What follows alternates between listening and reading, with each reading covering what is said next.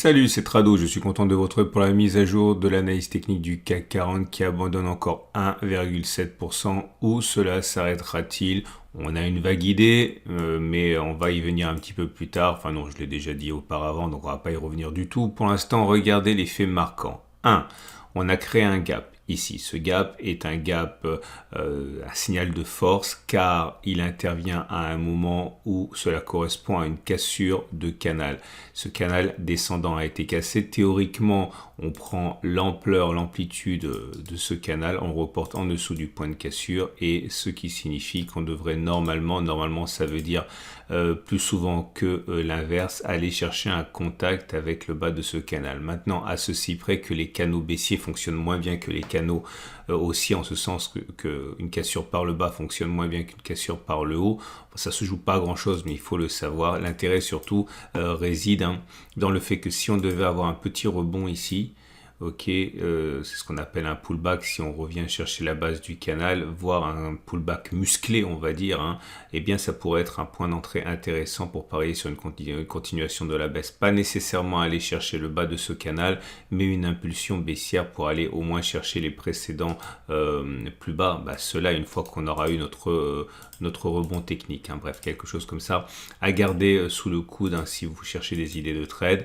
À noter également que si on devait revenir combler ce gap, ce serait l'annonce une fois de plus confirmée qu'on est dans un vaste trading range, parce que vous voyez, quand vous avez des gaps comme ça qui sont comblés rapidement, c'est-à-dire globalement dans la semaine, comme ici, comme là, et comme il y en a eu encore d'autres, eh bien c'est simplement la confirmation qu'on est parti pour une laborieuse dérive dans un canal de consolidation, ce qui est quand même mon scénario privilégié. De toute manière, tant que l'on ne passe pas en dessous, tant que l'on ne clôture pas en dessous de ce niveau, pour moi on est dans un très vaste canal de congestion qui correspond globalement à ça et dans lequel on devrait évoluer en tout pendant des mois, voire des années. Et du coup, ça nous amène au chandelier japonais.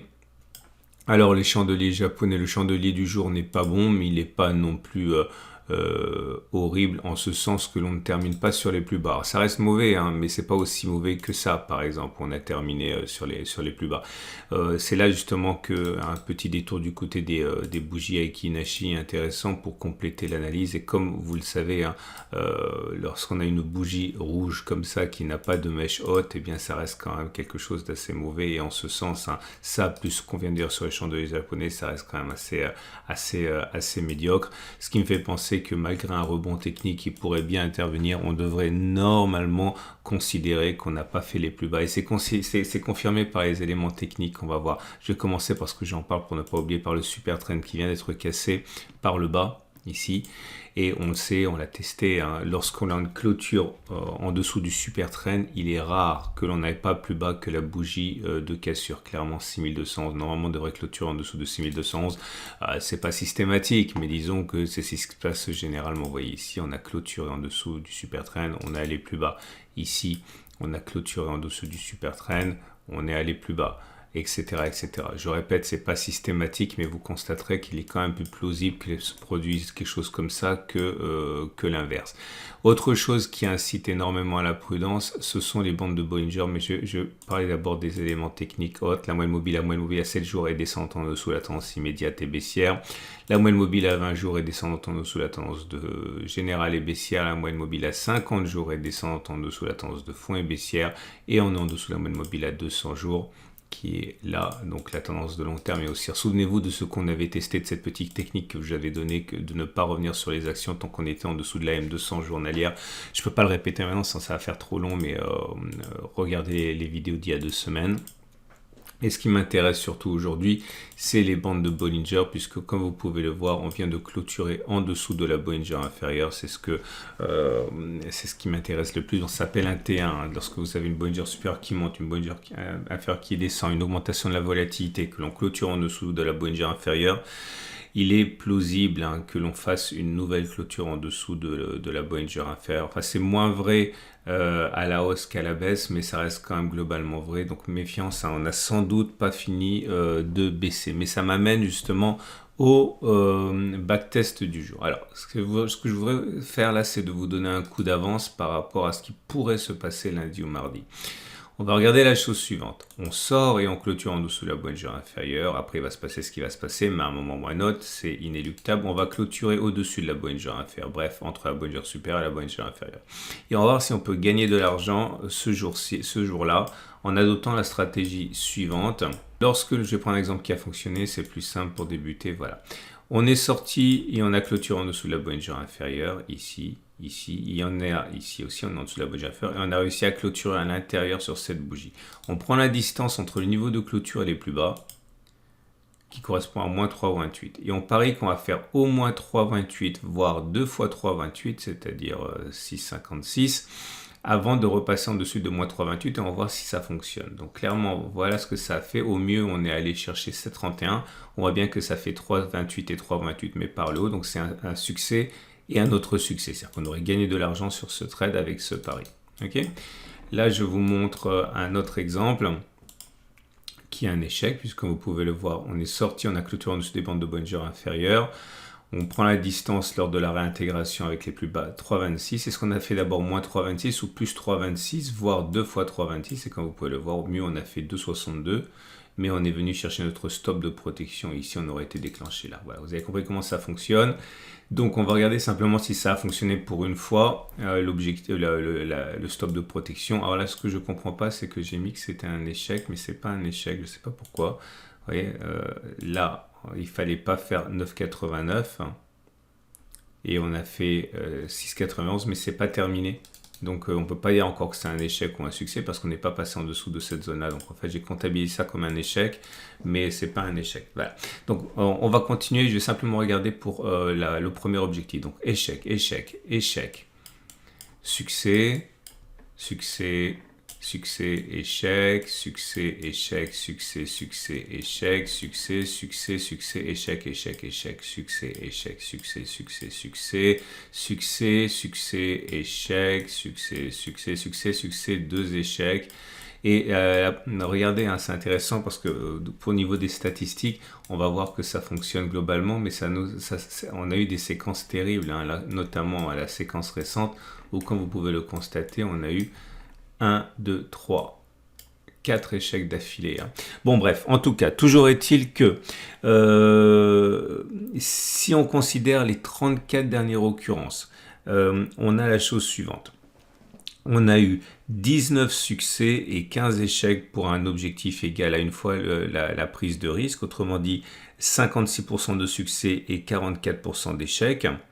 Donc si on avait pris un risque de 1000 euros par trade correspondant, on va dire, à un capital de 100 000 euros, 1% sur un capital de 100 000 euros, donc 1000 euros, on aurait gagné 19 fois 1000, 19 000, on aurait perdu 15 fois 1000, 15 000, donc en tout on aurait gagné 19 moins 15, 4000. Ok, donc c'est pas mal, mais peut mieux faire. Et en tout cas, ce qui est plus intéressant, c'est que si vous visez 2 fois le risque qui correspond au deuxième pouce, eh bien vous avez exactement 50% de succès, 17 succès, 17 échecs. Mais comme on gagne 2 fois plus, 17 fois 2, 34 000 moins 17 000, on gagne 17 000 euros sur ce test. Alors plusieurs choses à dire. Première chose à dire, en fait c'est faux parce que j'ai pas suffisamment d'occurrences pour tirer des lois. On ne fait pas des règles générales sur 34 occurrences, mais en tout cas je vous donne simplement l'idée d'approfondir et pour partager ma méthode, vous donner en fait les clés de vos propres stratégies. Eh bien en fait c'est doublement faux parce que là en fait j'ai comptabilisé comme un échec quelque chose qui n'en était pas un. Donc en fait c'est un peu mieux que ce que je viens de dire, je laisse faire les mathématiques. Troisième chose, si vous voulez avoir raison, effectivement il faut viser une fois le risque.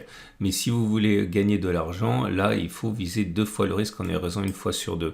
Bon clairement ça veut dire quoi? Imaginons, mais là je dis vraiment n'importe quoi, hein, qu'on fasse une nouvelle clôture en dessous de la Bollinger inférieure et que l'on revienne à l'intérieur. Dans ce cas, il faut prendre la distance entre le niveau de clôture et les plus bas de la séquence, viser soit une fois, soit 2 fois au-dessus.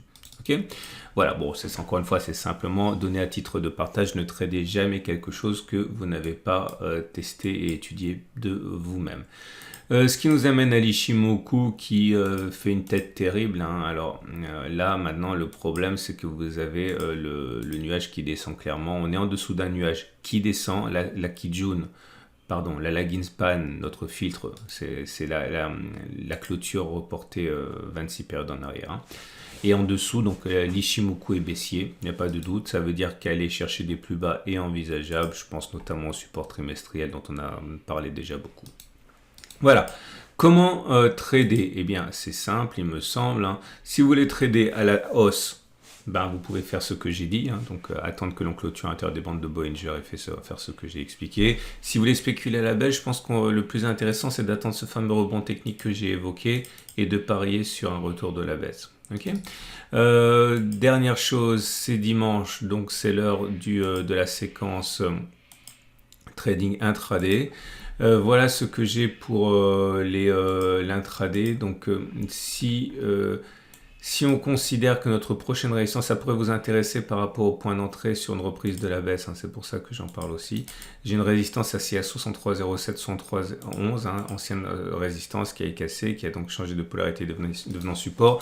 Imaginons que je veuille par exemple spéculer à la baisse, je vais utiliser un outil qui est extrêmement usité chez les traders qui s'appelle l'ATR. Et imaginons que je veuille rentrer à la baisse pour une raison ou une autre sur 6310, je prends ça au hasard, 6310. Si je veux trader avec l'ATR, je prends 6310. J'ajoute la valeur d'un ATR parce que je spécule à la baisse. Imaginons que l'ATR à ce moment-là soit à 44, donc j'ajoute 44. Ça me fait un stop de protection à 6354, ici, 6354. Ça veut dire que ça me fait un stop de protection à 69%, enfin 0,69%, et donc il faut que je vise au moins 69% vers le bas. Imaginons que je vise un retour sur les plus bas à 1,40, ça fait un excellent ratio gain-risque de 1 pour 2. Maintenant, si je veux spéculer à la hausse, imaginons que je décide de rentrer à la hausse, mais là aussi je dis vraiment n'importe quoi, c'est simplement pour illustrer ici, à 6040 points. Et que je mette un stop de protection, on va dire cette fois 2 ATR, donc je prends 6040, j'enlève la valeur de 2 ATR, l'ATR telle qu'elle sera au moment où j'achèterai à 44, j'ai dit donc moins 2 fois 44, ça fait 2 fois 44, ça fait 5952. 5952, ça veut dire un stop de protection ici. Bon, encore une fois, hein, on peut prendre un ATR, on peut prendre 2 ATR, on peut prendre 3 ATR, on peut prendre 0,5 ATR. L'idée, c'est que plus vous prenez une sécurité par rapport à votre stop de protection, plus vous devez viser de manière ambitieuse pour que le jeu envahisse la chandelle. Hein. Mais le plus important, surtout, je pense, c'est qu'il faut que vous soyez en dessous d'un support ou au-dessus d'une résistance pour votre placement de stop de protection. L'ATR, c'est simplement pour rationaliser les choses et pouvoir ensuite derrière tester plutôt que faire les choses au pif et ne pas pouvoir tester votre stratégie de manière rationnelle. Voilà, vous trouverez à cette fin de vidéo l'analyse technique de l'or, très important parce que cette analyse technique de l'or, je vous montre et je vous explique, enfin je tente de vous expliquer s'il s'agit d'un bon ou un placement ou pas. Il faut savoir qu'un des gourous de Wall Street, hein, vous connaissez sans doute Ray Dalio, hein, il a été un temps, enfin c'était le taulier du plus grand fonds d'investissement du monde. Hein. Bon, c'est plus le cas maintenant, mais il l'a été. Bon, c'est un gourou extrêmement suivi et il parle justement de la détention d'or actuellement. Bref, regardez la vidéo sur l'or, regardez également la vidéo d'investissement de long terme, à suivre lundi l'analyse de très court terme et également les cryptos. Bref, beaucoup de choses pour vous. Je vous souhaite une excellente journée et je vous dis à tout de suite pour d'autres vidéos.